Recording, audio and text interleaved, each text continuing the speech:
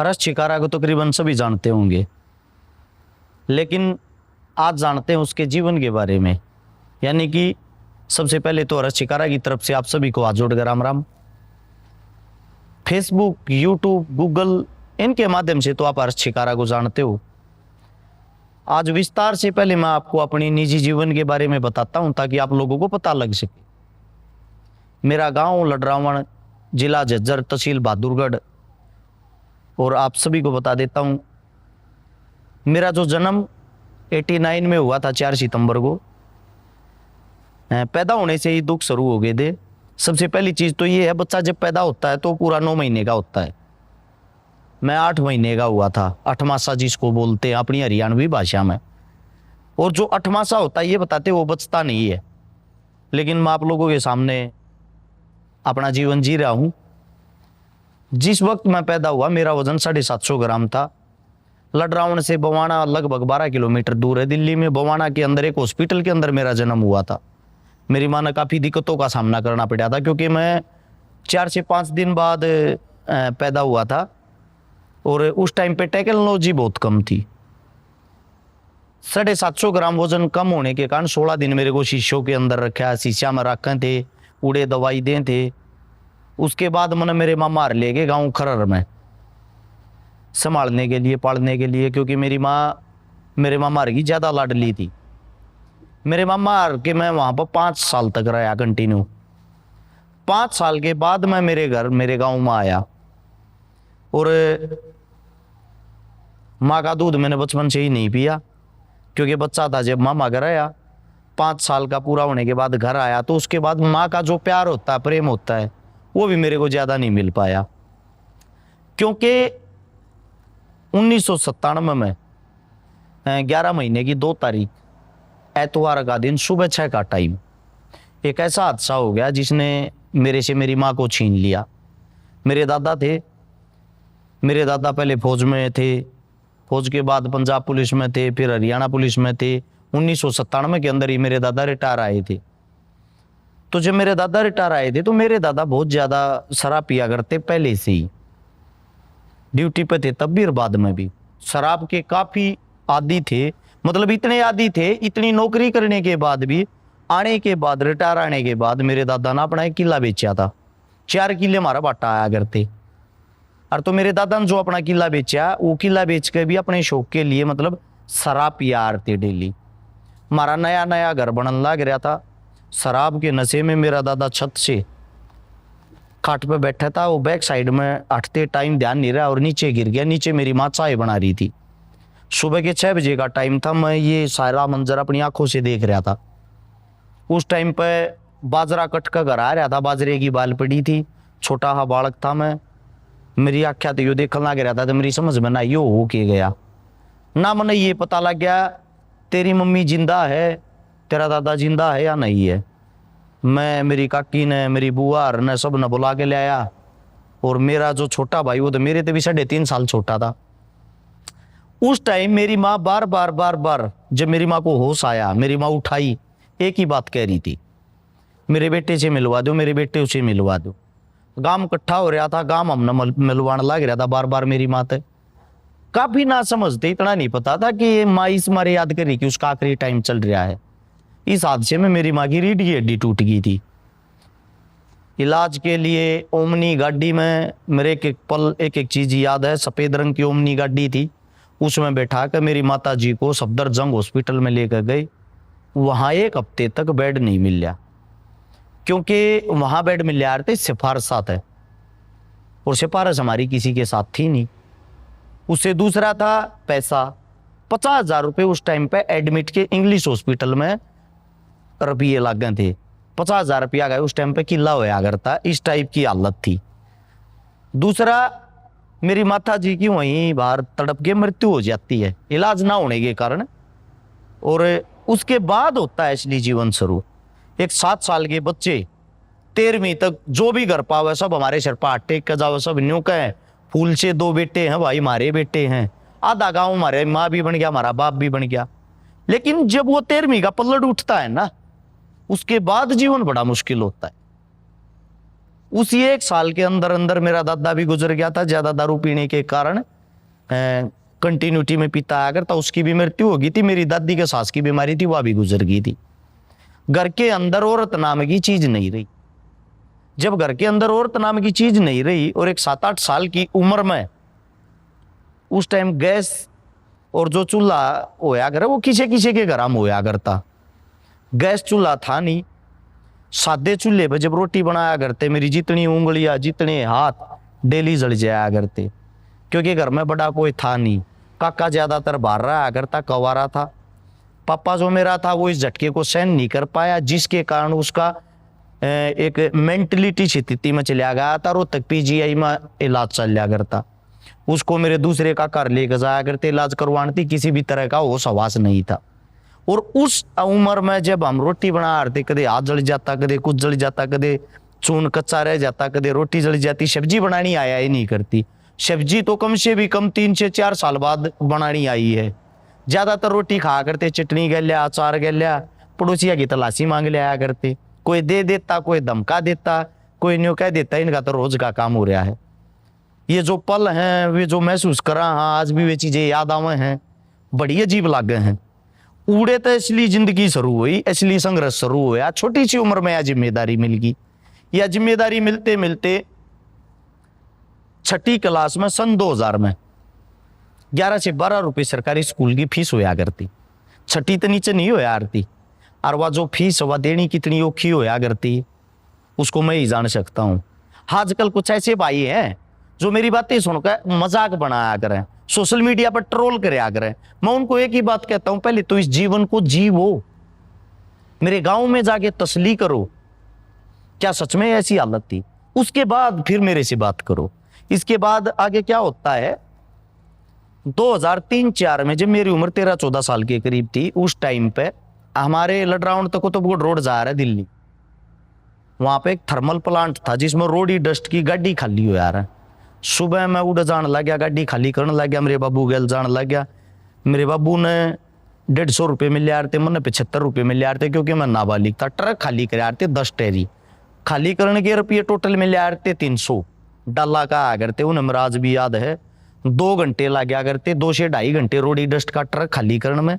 वो खाली करके घर आकर रोटी बनाता, रोटी बनाकर स्कूल में जाता, स्कूल में उल्टा आके फिर जाया करता IG stadium Delhi Indira Gandhi stadium में क्रिकेट खेलने, क्योंकि मेरा क्रिकेट का बहुत ज्यादा शौक भी था। 2005 और 6 में हरियाणा की टीम में भी मेरा सिलेक्शन हुआ था, मैं खेला करता। तो वहां से आईजी स्टेडियम तक उल्टान में रात के 10 बजे आ रहे थे। 10 बजे फिर रोटी बनाता, रोटी बनाकर रात ने जीजे मेरे तो लत्ते धो यार थे, उसे लत्ते धो देता। 11 बजे सोता, सुबह 4 बजे फिर उठ लेता। यो रूटीन 14 से 15 साल की उम्र में बन गया था। यो संघर्ष या मेहनत, यो घूमना फिरना आलस्य सब कुछ दूर हो गया। लोगों ने शौक होया अगर नई नई जुल्फ बढ़ाया करें, और प्रेन चश्मे उसमें लगाकर टैन फैन में घूमना, एंजॉय करना। और आजकल तो बहुत सारे तो ऐसे जैसे लड़की बाजी है, इस लाइन में निकल जाना, नशे की तरफ निकल जाना। यहाँ घर से और काम से फुर्सत ही नहीं थी, उन चीजों की तरफ कहाँ जाती। मेरी जिंदगी में आज तक मैंने किसी भी प्रकार के नशे का कोई भी टेस्ट नहीं किया है। अगर इस चीज का मैं किसी चीज को क्रेडिट देता हूं तो क्रेडिट देता हूं मेरी मजबूरियों को, कि हम उस लेवल के कभी हुए ही नहीं कि हम खामखा की चीज पर रुपया वेस्ट कर सका। और इस चीज के लिए मैं एक बात और भी बताता हूं, मेरा छोटा भाई है, मेरे काका ताऊआ के हैं, जितने भी हैं वो मेरे को फॉलो करते थे, उनमें से भी कोई भी नशा नहीं करता। हमारी जो यंग पीढ़ी कोई भी नहीं करता। इस चीज से मुझे बड़ी खुशी फील होती है, प्राउड फील होता है। इसके बाद क्या होता है, 2007 के दौरान काका की शादी होती है। उस टाइम पर कहीं जाके ये सुकून मिला कि रोटी नहीं बनानी पड़ा करेंगी, बर्तन नहीं धोने पड़ा करेंगे, इन चीजा हमारा पेंडा छूट गया। अब हम सब गरीब थे, काका बाबू को ठेक के घर में उस टाइम पर भी रहते, आज भी रहा। तो परिवार को जो संभालना था वह संभालने की जिम्मेदारी काका की थी। काका ने भी 1 किला बेचा, 4 किले थे, एक पहले बिक गया था, एक और बेच दिया। एक और बेच दिया तो एक बेच को उसने अपना बिजनेस शुरू किया, 10 टैरी गाड़ी ली, ट्रक लिया। उस तुम्हारा कारोबार बहुत ही अच्छा चल गया। वो कारोबार काफी अच्छा चलते 2007 से 2013 के बीच में हमारा यहाँ रईस मतलब अच्छे खाते पीते घर परिवार के होगे। जब अच्छे हो गए तो 2008 में मैं आ गया सोनीपत सुभाष स्टेडियम में पहलवानी करने के नाम का। घर क्या न्यू सोची बड़ी मुश्किल तुम्हारे बढ़िया दिन आए छोरे न खवावांगे। मैं घर क्या न खवाया पिया तैयार करया। 13 में हमारे एक ऐसा झटका लग गया जिसके कारण मतलब बिजनेस में काका नहीं सा लॉस लग गया हमारा, सब कुछ दोबारा फिर बिक गया, दोबारा फिर हम रोड पर आ गए। ऐसा काम हो गया। क्योंकि देखो सरकारी जो नौकर होता है ना उसको हर महीने तनख्वाह मिलती है, और जो बिजनेसमैन बनने की सोचे अगर अपने दम पर काम करा रहा पता नहीं होता कद टोटा जा कद नफा हो जा। वो ऐसा झटका लग गया। उस झटके में हमारी 13 दस्तेरी थी, 30 हमारे मतलब चाल यार थी, 13 घर की थी। सारी जितनी गाड़ी थी सारी गाड़ी घोड़े सब कुछ बेच गए। जो काका ने वे किले बेचे थे वे किले उल्टे ले लिए थे वे भी बेच गए। और फिर भी कर्जा को ना उतरिया। कर्जा ना उतरिया तो किले रह गए दो काका का बाटा थे, 2 बाबू के। जो बाबू के नाम के 2 किले थे उनमें एक मेरा बाटा होता है एक मेरे भाई का। और काका एक ऐसी हालत में हो गया 3000 प्लेट रहेगी, हॉस्पिटल में एडमिट था, ब्रह्म शक्ति पूट हॉस्पिटल में। महाराज भी एक चीजें याद है, मैं जब बेरा लेने गया ना बोल हो रहा था तो मेरे तो एक बात कही थी, बेटे ये कर्जे न तार दिए क्योंकि मेरा कोई बीमारी नहीं है, मेरे मर्ज बैठ रही है। जो कर्जा नहीं उतरा था कहावत बन जाए यार फलाना का आदमी कर्जे तले दब का मर गया था। मैंने मेरा काका उड़े उस टाइम ठाया, मेरे नाम का जो किला था मेरे नाम का किला मैंने वो बेच के मेरे काका तो वे पीछे दिए, सारे कर्जे वाले इकट्ठा कर और कर्जा तार। जमीन हम कभी भी ले सकते हैं लेकिन तू चला गया इन चीजा में तो नकड़े तो उल्टा ले आऊंगे। तो मेरे नाम का जो किला था वो काका दे दिया। उसके बाद जो मेरा बट्टा है जो क्या करे मैं क्या करूं, मेरे ना खुद भी बट्टा आता, मेरे जो मकान बट्टा आया करता वो मैंने बना के मेरे भाई थी दे दिया क्योंकि वो मेरे तो छोटा है, उसको संभालना मेरी ये जिम्मेदारी बने है। एक माँ का हम पैदा हो रहे हैं। तो मैं क्या हो गया, मैं हो गया शून्य से मैंने अपना जीवन शुरू कराया सोनीपत तक। मेरा जीवन शुरू होया असलियत में 2013 तक 12-13 तक क्यों शुरू होया, मन्नाड मिल गया बहुत ही अच्छा सर्कल पहलवानी लाइन का, पहलवाना का अच्छे पहलवान मिल गया। अगर मैं नाम गणवाऊंगा और तो मेरे हिसाब से किसी न किसी का नाम रह जाएगा वे बुरा मानेंगे। मेरे साथ पहलवान जुड़ रहे थे लगभग 100 से ज्यादा। हम सब के करते हुए जितने नौकरी लाग रहे थे थोड़े थोड़े रुपये इकट्ठे कर लेते। रुपये इकट्ठे करके दिल दिमाग में एक बात आ गई, रेलवे स्टेशन पर जो भूखे रहा करते उन भूखा तक खवाने लग गए।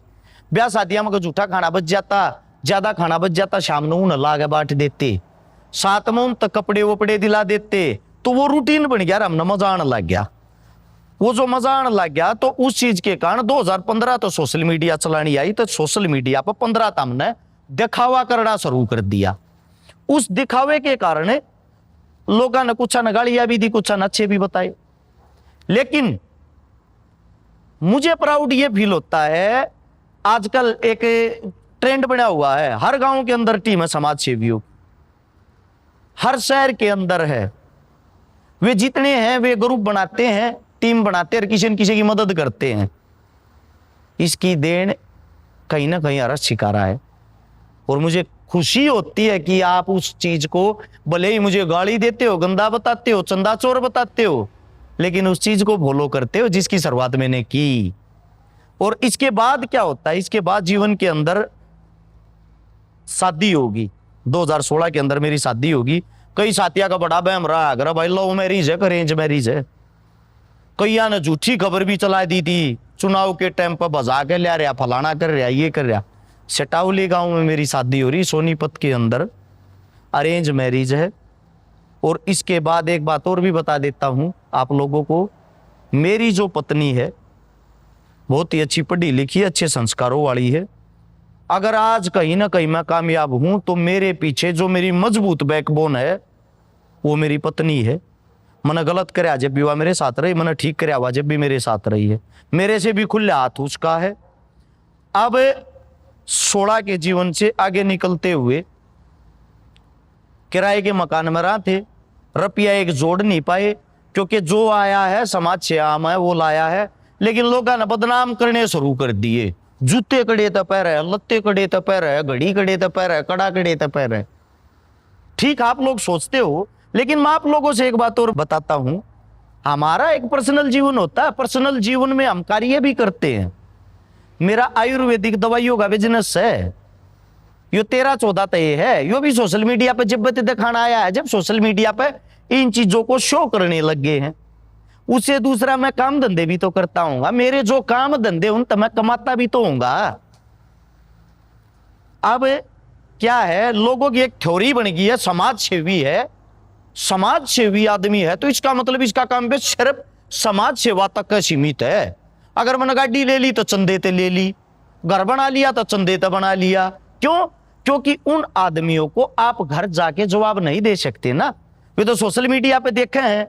अगर आप उनको हाइप दोगे, वे चाहते हैं बेचारे हमारे को कोई ना कोई हाइप दे, मशहूर होने के लिए वो आप पर कीचड़ उछालते हैं। यही लोगों ने मेरे साथ किया। एक लौता हरियाणा के अंदर ऐसा आदमी हूं जिसका सबसे ज्यादा आज तक विरोध होया है। एक लौता हरियाणा के अंदर ऐसा आदमी हूं, किसी भी चीज को लेके कोई भी आंदोलन हुआ हो, समाज के फायदे के लिए वो आंदोलन हुआ है तो उसमें हर्ष छिकारा सबसे आगे रहा है। 140 से ज्यादा आंदोलनों में आज तक मैंने भागीदारी की है। 1300 से ज्यादा लड़कियों की शादियां करवाई है। शादियां करवाने वाली बात पे भी आप लोग ट्रोल करते थे, लेकिन करवाई क्यों उसका मैंने अखबार पढ़ा था। एक अखबार में खबर देखी थी, बेटी की शादी थी, पिता ने गरीबी के कारण 3 दिन पहले खाई फांसी। मैंने खबर पढ़ी तो मुझे बड़ा दुख हुआ। किसी के माता पिता गरीबी को देख के पहले मर जाया करते, ये छाती चौड़ी करके गर्व के साथ मेरे को ये बोलते, हर्ष छिकारा या तेरी बेटी है, तेरी बहन है, तू संभाल, घर पे यार इसकी शादी करवा। वो कार्य मन करया है और मुझे प्राउड फील होता है। वो 13 से मगर 5-4 की जान मन जरूर बचाई होगी। वे 1300 के 1300 आदमी कितने की कर्जा ले वहीं, और वो कर्ज जीवन भर उनको मजबूरी में रखता। अगर मैं उड़ जाकर वह छोरी ब्याह दूं, अब बहुत सारे साथी है, कौन सा घर तय ब्याह है, मैं तुम्हारे को चैलेंज देता हूं, तुम ब्याह के दिखा दो, घर तय नहीं बाहर से ही ब्याह के दिखा दो। सबसे बड़ी चीज होती है भैया दूसरे आदमी के लिए पैसे इकट्ठे करना, उनको इकट्ठे करके उनको संभालना, उनको संभाल के देना। एक सबसे बड़ा सवाल जो मेरे दिल दिमाग में हर वक्त रहता है, फेसबुक सोशल मीडिया पर दुनिया भर के मैंने चंदा चोर चोर कुछ भी बोल देते हैं, उन सबको आज भी चैलेंज करता हूं, हमेशा करता रहूंगा।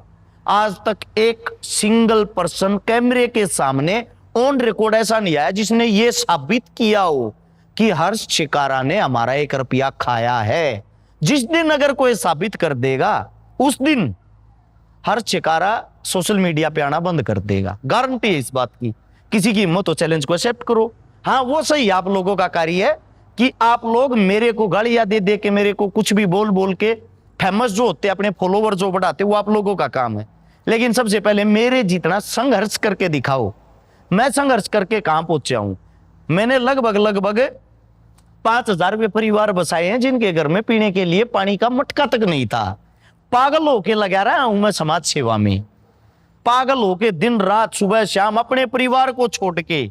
एमपी तक भी मैं, एक परिवार था किसान का जिन पे लाठियां बरस रही थी, वहां तक भी जाके मैं सेवा करके आया हूं।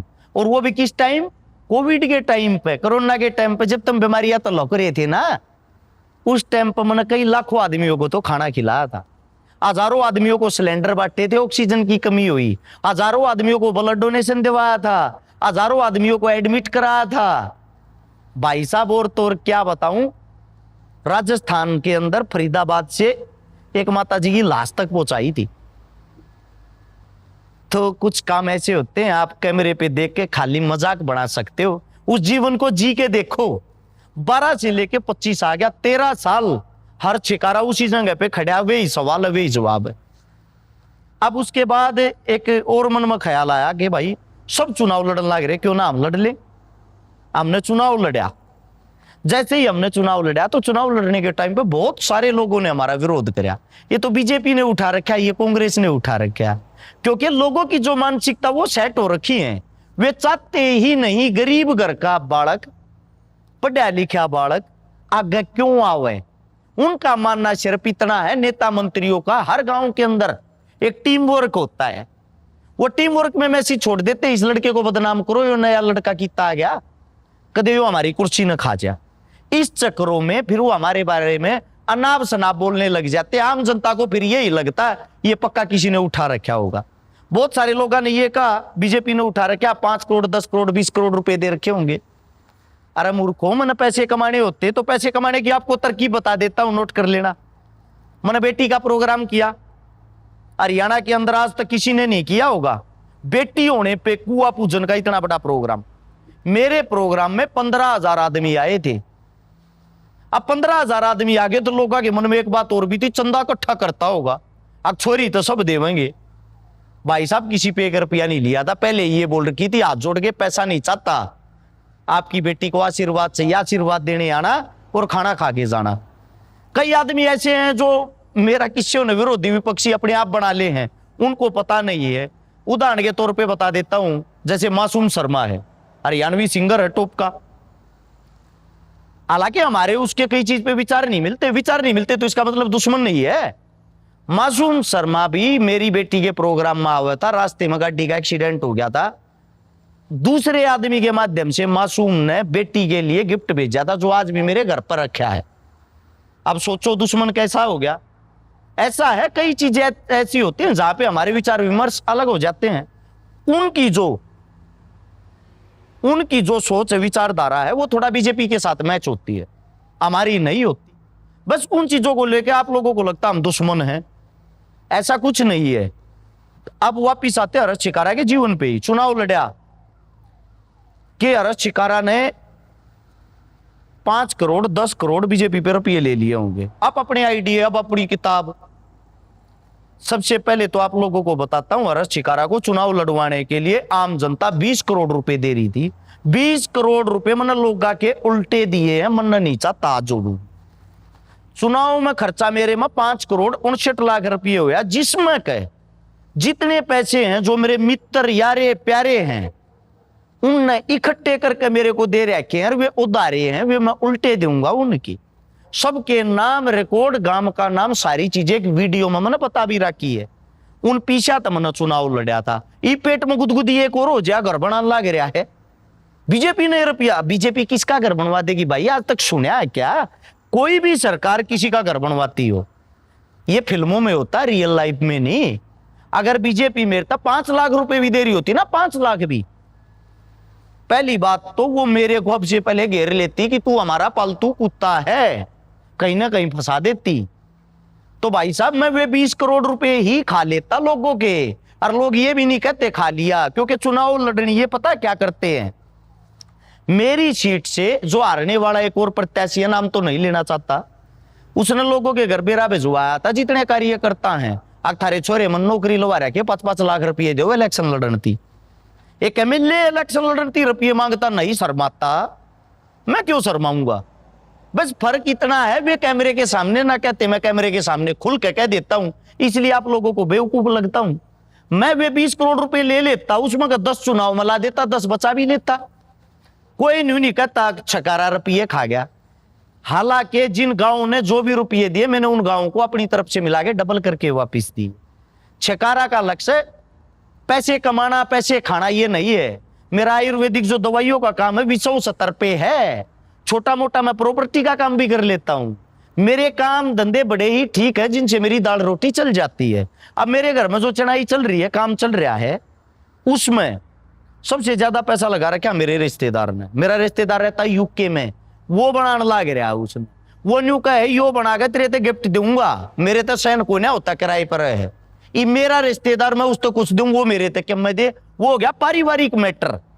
इसका मतलब ये ना है कि बीजेपी घर बना के देने लग रही भाई, किसे तना दिया रहा सरकारें। कुछ चीजों ने ना आप एक ट्रोल करने के चक्कर में एक लिमिट तक पार मत हुआ करो, लिमिट में रहा करो।